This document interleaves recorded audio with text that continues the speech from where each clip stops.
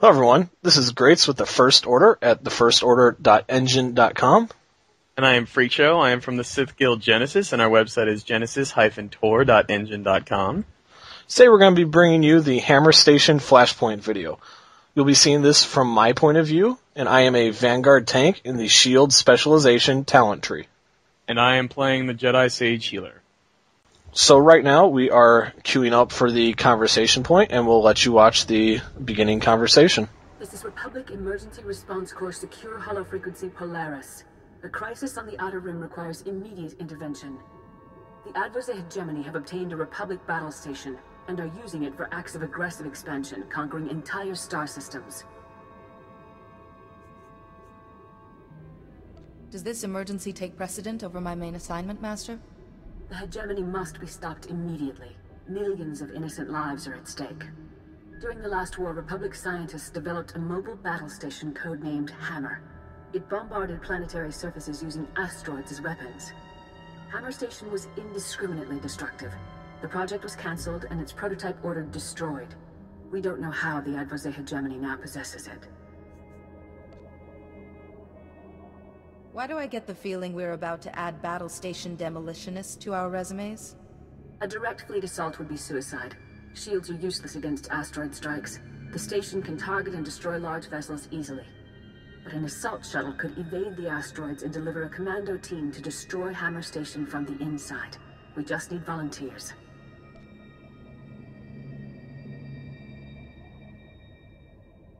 Violence is not my way, Master. But destroying that station appears to be our best hope for peace. The Force is strong in you. Let it guide you to victory. Destroying the station is your main objective, but we need to know how the hegemony obtained it. Any data you recover could prove useful. Hammer Station has just entered orbit above Salukami and demanded its surrender. Your assault shuttle is standing by. May the Force be with you. So that was the intro to the Hammer Station Flashpoint, where you jump through. Remember, it's always important to jump when you're in a dungeon because someone's waiting on the other side to trip you. But as you could tell last time, Freak Show decided to win all the roles that time, so we got to listen to his little Jedi make all the comments. They were the best. They were the best. Nice. I went ahead and skipped through the cinematic. And it's just your ship landing, and you can see it there next to you, and then ran on through. About this point, we're telling Freak Show to get moving and come so we can hurry up here. Intruders detected. But if you look at the minimap, I'm not the only one who took forever. See, No. There's one move, and there's still two people waiting. But now I'm the one in the back. Yes, you really need to hurry, because Belvegor's coming, and then Kor's coming. And I'm right behind Kor. He took a little while, because he was waiting for me. We were all waiting for you. Oh, whatever. So, I am the Vanguard tank here. Kor is playing a Vanguard DPS, and Belvegor is playing our Commando Trooper, and Freak Show is playing a Jedi Consular Sage in the healing talent tree.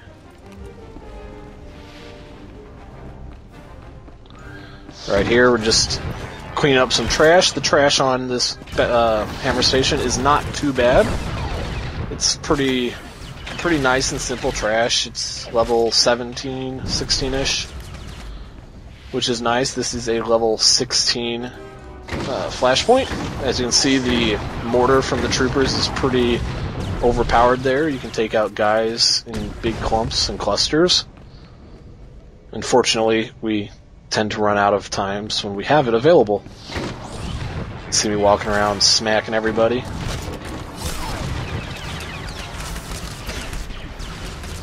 And as you can see right there, what I just put on Grates is a shield, and it absorbs quite a bit of damage for 30 seconds, or until the damage destroys the shield. And they can only be shielded once every 20 seconds if the shield has been on them. It's definitely a nice mechanic for later on when I'm attacking bosses and channeling things like full auto. Here you can see one of the gathering skills being used, and this is a nice thing they built into Flashpoints, where you can use gathering skills to bypass them, bypass certain things like trash, or to access special bosses that you normally don't have access to. And if you look to the right on the mini-map, there is an extra area that would also be another direct path to a boss that is not one of the 3 in the dungeon. It is a side boss for extra loot. And you need bioanalysis to use it. This boss is a pretty simple one. It's a general tank and spank here. You can see me going in and gathering aggro.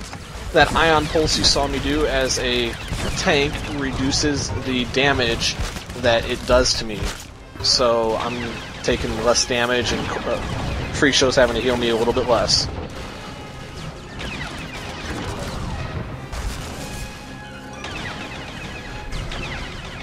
His next ability is summoning remote demolition droids. And what you want to do is just make sure you take them out. It's relatively easy to take them out. They're really weak and don't have much, but you want to make sure your DPS is on those and keeping them off the healer, or your tank doesn't let them stand right next to them, like I just did.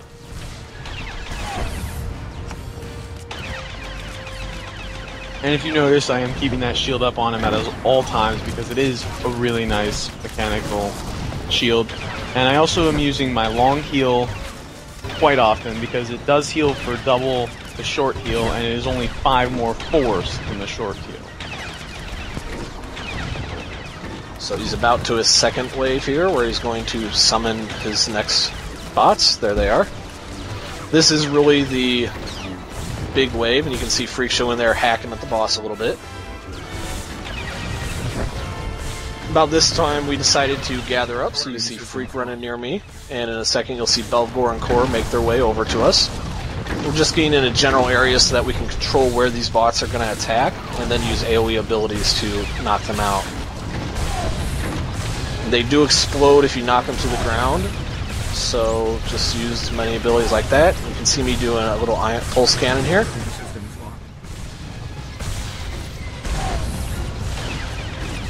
And this mechanic is a laser, and it hits someone who's near him, and it followed me for a little bit there. But it doesn't do a ton of damage, so it's fine. And as you can see, the boss is pretty much dead. Now it's just finishing him off. But it's not dead until I hit it with a lightsaber. Yeah, Freak Show's good at smacking things. With glow sticks. With glow sticks. So we go in here and loot the boss. It's a nice pair of trooper boots. It's an upgrade for me, so I rolled neat on it.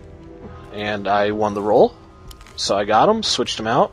There's a nice little mechanic in there that they built right into the Old Republic, where it automatically shows you what loot you currently have equipped and compares it. I know that mechanic's in a lot of MMOs nowadays, but it's very nice to have, and it automatically comes up. You don't have to press any special buttons, it's just there for you. Yes, and Grates decides to be the last one to show up to the party, even though he is the tank, so he should be the first. Well, I just wanted to make Belv do a little bit of work there. It's not like he does anything in the Flashpoint anyhow. He decides to be a tank in a couple of the fights coming up, because, you know, who doesn't want a tank?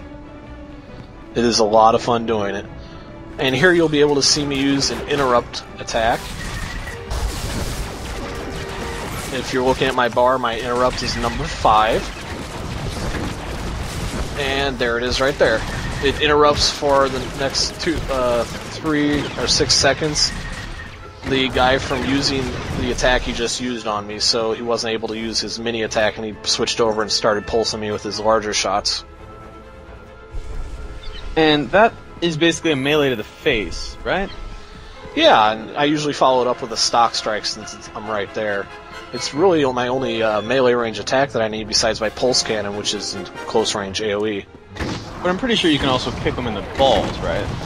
Yeah, the Smuggler Dirty Kick is really nice for stunning a lot of enemies, and it works on droids too, which is amazingly funny. If none of you have seen a Smuggler Dirty Kick, a droid, try to get one to do it sometime.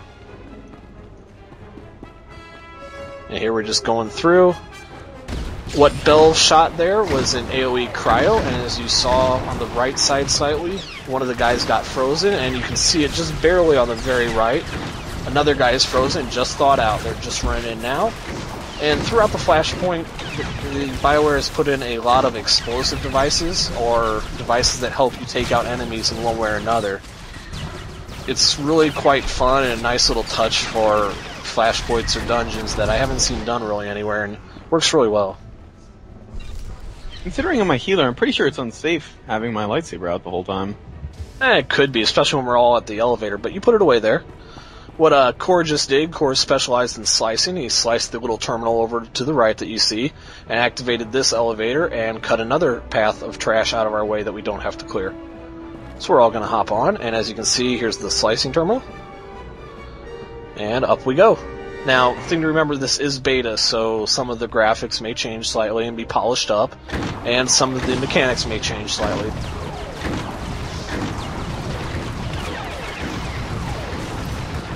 As you can see, that is a cryo grenade on that bot there. Core decided to tank it, so he activated his special shield. All Vanguard troopers get that. It cuts down damage by 20-25%, so that Freak Show doesn't have to heal him as much.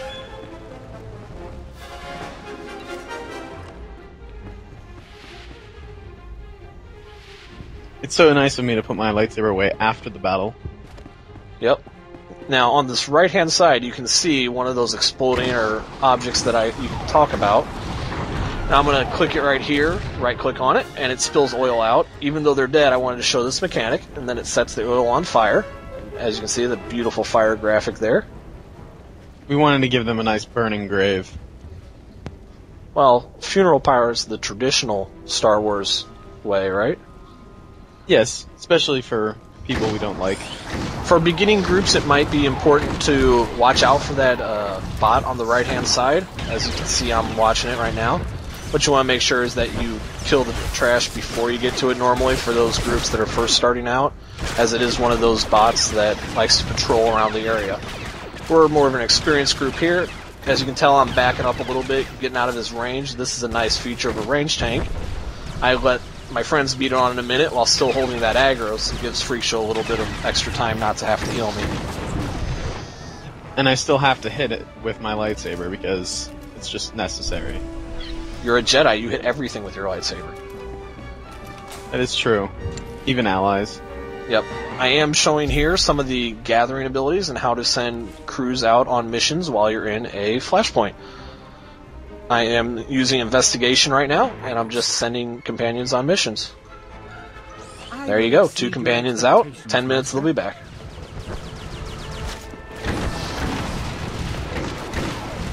Now, the guns that are back here to the right side are a little bit hard to hold aggro on.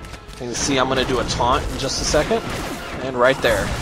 So it'll shoot me for 6 seconds, and then it applies a damage debuff if it decides to target anyone else in that time period. Or in the 15 seconds.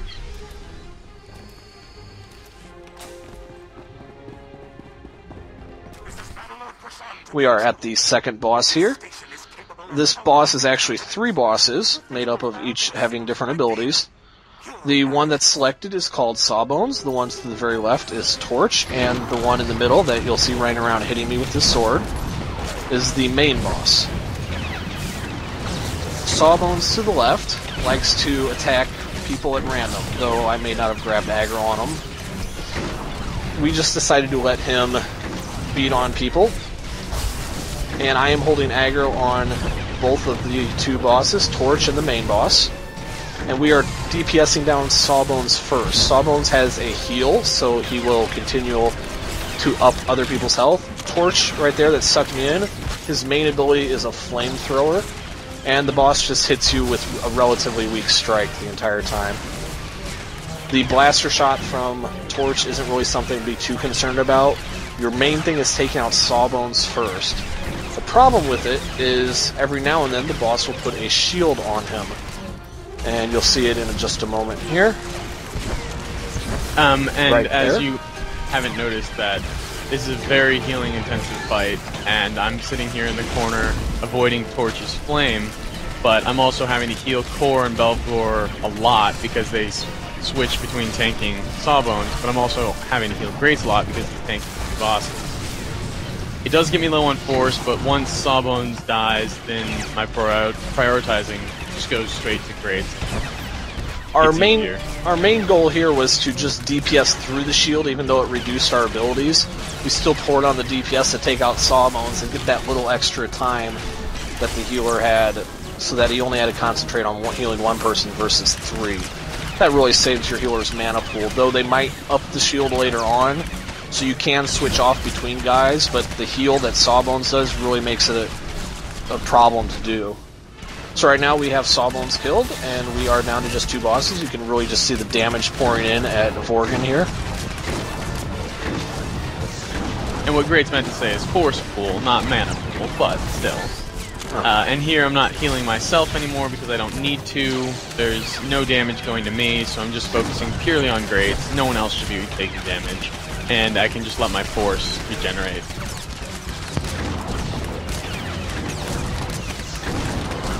So Vorgan is pretty much down at this point, so I'm going to run over to Torch and start focusing on him a little bit more.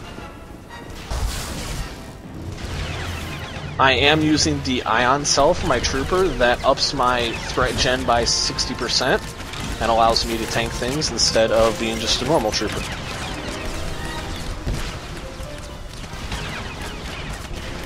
The damage here is really pouring in on Torch, and he goes down relatively quickly since the boss can no longer shield him.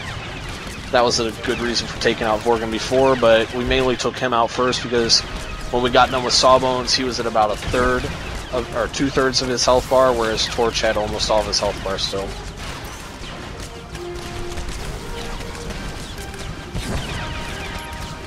So as a healer in this one, you really have to be aware of your healing going out and how much resources you have, because this is one of your more intensive fights. This is actually, would you say this is harder to heal than the next boss, Freak?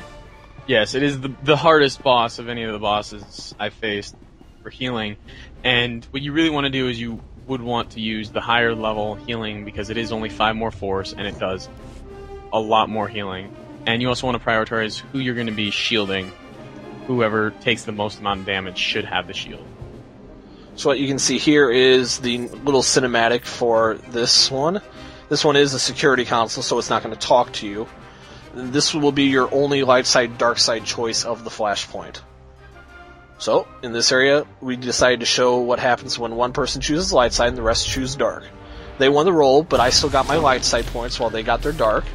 And the good side of that was we cleared a bunch of enemies. But if you choose the light side, you'll still have the enemies there, but no one gets dark side points. They would still get dark side points if they rolled dark side, but the light side would be chosen if the light side won. Correct. And what the loot dropped on the last boss was some sage gear that you see me now wearing. Run around with that lightsaber out, like always. Look, you're gonna cut off our legs. Well, it is kind of unsafe. I don't know how you guys survived, because I think it went through a few times. What you saw just a second ago there, Bell shot an explosive attachment on the wall and took out 3 droids, so that's a little nice. One more of their action items that they put in.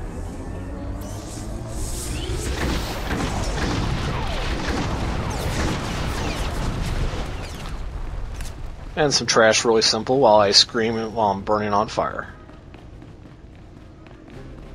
And that's why the shield is good, because you're not on fire. The shield's on fire. I don't quite know how that works, but it's a game, so I'll go with it. Yeah. I do like the point there where we both threw a sticky grenade on the astromech and bounced it around a little bit. Now here we come to 2 cannons, and these aren't very hard, like I mentioned before, to hold. Or these are hard to hold aggro on. It's not really doable from what I could tell at this point with everybody going on. We kind of went full force on this run through, but Freak Show keeps us up. Core shields himself. And we just finish off both guns while Core runs like a little over the bridge. This bridge has 3 phases: the blue phase, the red phase that you're seeing now, and no phase, where it drops out under you and a meteor launches down at the planet's surface. It is what Freak Show likes to call the green light, red light. And Grates likes to call it Frogger, but green light, red light doesn't work so much, because when it's red you don't want to stop, because you'll probably die. Yeah, the important thing on that bridge is to remember you can always get across it if you start when it's blue. Even if it turns red a few seconds or a second after you step on it and it's blue, just keep running, you'll make it across. If it's red when you start on it, you want to make sure you're not on it. And as you'll see here in a second, Core runs off to the side. There is a chest over to our left, which Core is going to. Now, the important thing on this part, you're going to see the loot pop up. Watch the stats on this first one. That is a level 50 piece. They are going to have a heroic version of this dungeon, Flashpoint. So, right now they have the loot tables mixed. So, you get a level 50 piece of loot, and it's a level 16 Flashpoint. That will be fixed, though, once the beta is done and the game actually launches. And both Core and Belv there decided to waste their mortars. But the boss is here now, so it's not necessarily a full waste. You're seeing me do my recharge and reload ability, which fully gives me health and gives me my ammo cells. On this boss, he has a number of abilities. The main one that does the most damage is an AoE Conal. So he does it right off the bat when you start this fight. He will do it on a random member. We found out that if you start one person and three, one person on the left side, three on the right, he'll usually go for the three. So we start off with 2 and 2. That way he only hits 2 of us if he hits us. The next ability that you see there on the left side is a grenade mine. It has a little ring around it. If you step on it, it will damage you and bounce you around, as you just saw with Freak Show. Another one of his abilities is summon ads. We just took him out a moment ago, and you'll see some more in a second. They're getting ready to come down behind Core right now.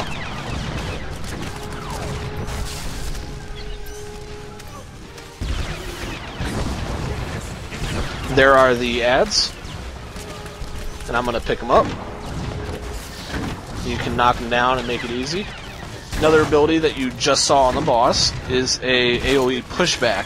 So if you're close to the boss and he does that, you will be knocked back, bounced around a little bit, possibly thrown into grenades. So that's something to watch. And if you haven't noticed already, all the side of the area, there's no windows. So if you get hit by a grenade near the edge, you will get thrown off and die. And I didn't realize that the first run through, so I hide around the edge of the area quite often, which is not a very smart thing to do. Like now. Yes. And you also don't want to hide near the front of the area, because if you get knocked out, it resets the entire boss. Regardless if the boss has aggro on. So what Freak Show is talking about, on the left side you see right now is the entrance to the boss. If you go out there in any form, you will get knocked out, or you will reset the boss completely. So you don't want to reset the boss, because his health goes all the way back to normal. And where Freak Show is hiding right now, you can be knocked out that window. So a little grenade gets near you and it hits you, out you go. But overall, this boss is relatively easy once you get his mechanics to a certain point. The ads are really important to pick up, though, as they can start to overwhelm you if you leave them down too long. And the problem here is that I am complaining because there is no loot that drops off of them. Hey, you already got your robes. What more do you want? Well, I want the loot you just got from your men who ran on the investigation. Well, my companions went out. What can I say?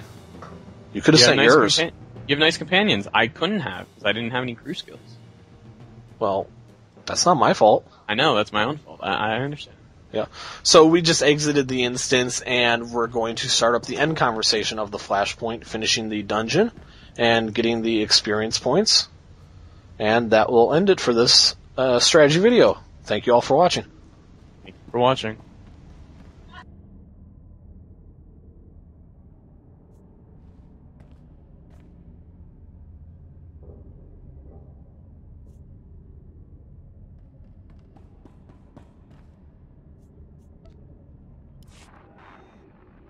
Hammer Station is destroyed, Master Satil. The people of Salukami and the other conquered worlds send their gratitude. The enemy has retreated to their home system. We shouldn't give the Adversary hegemony a chance to regroup. Let's send the fleet to wipe them out. There has been enough killing. The Advosec learned a painful lesson today. One they won't forget. Thanks to you, we know how Hammer Station survived destruction. Years ago, its autopilot was set to fly the station into a nearby star. According to the data you recovered, a mechanical failure cut the station's engine just short of its final destination. Advosec salvagers discovered it several months ago. Didn't anyone from the Republic bother to make sure that the station was destroyed? Failure occurred beyond our sensor readings. It took years for Hammer Station to drift where the Advosec salvagers could detect it. Regardless, your valiant efforts will be remembered. Take care, and may the Force be with you.